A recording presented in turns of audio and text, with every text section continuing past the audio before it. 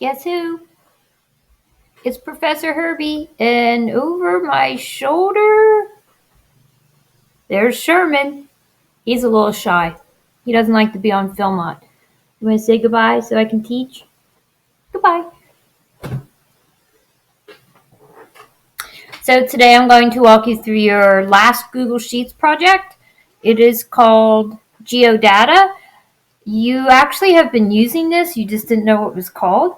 You see this a lot already in your science and social studies classes. I'm going to teach you how to make maps that correspond to data.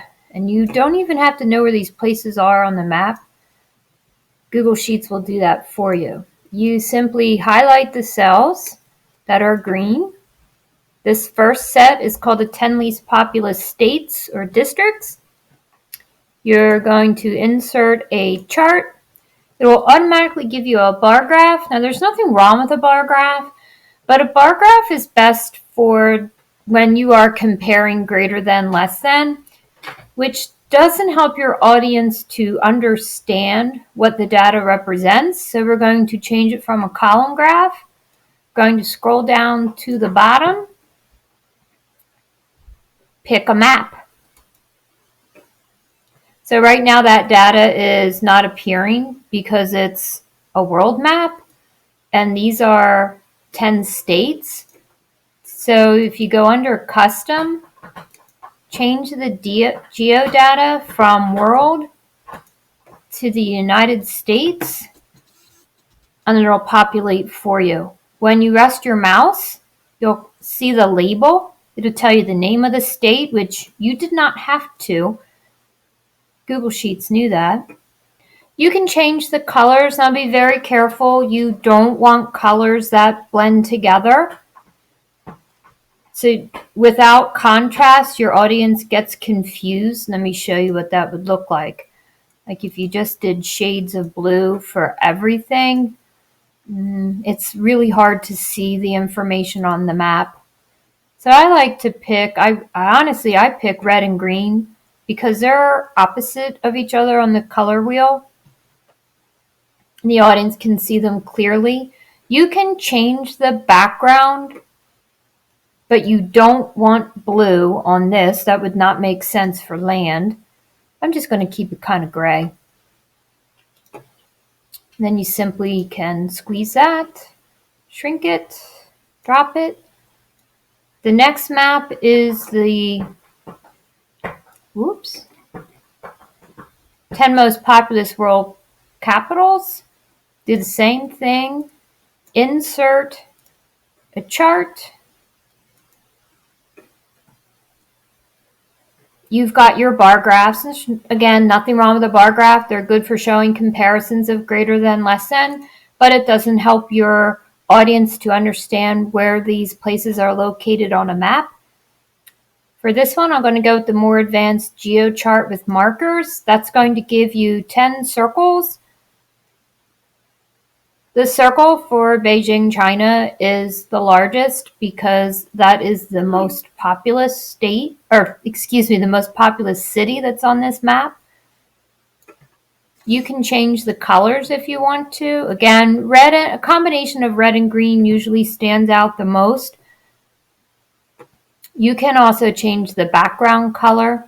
Now, why would you want to do that? Well, to show where the water is on the world map, which I've done for you in the sample, the more advanced map. I'd like to see if you can figure out how to make that blue. I don't want to show you. And on the map of the United States, I changed the background to gray. I did not pick blue because the United States is not an island, and it wouldn't make sense to turn the background into blue because then we would lose Mexico and Canada.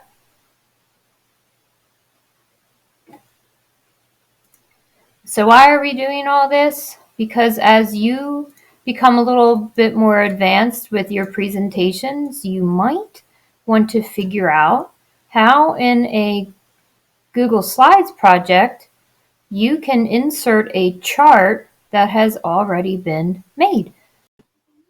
We're back with part 2. I'm going to show you how to get these charts into a Google slideshow. Say hello to Sherman. Hey, before I go any further, I have a new pet. It's a dog.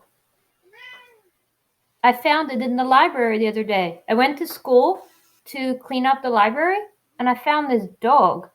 Is this your dog? If this is your dog, let me know and I'll get it to you. In the meantime, Sherman will take good care of it. Bye, Sherman. Put my dog here. New dog. It's probably the best dog to have because it doesn't pee in the house and you don't have to walk it in the rain. So here I am in my Google Slides project. I'm going to show you how you put charts from Excel or Google Sheets. You simply go into Insert, Chart. That's my phone.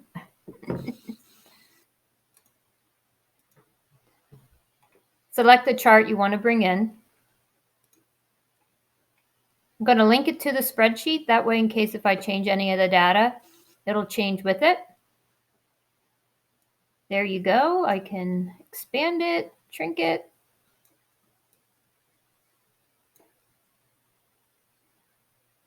And then when you present to the audience, they'll see your table, your map.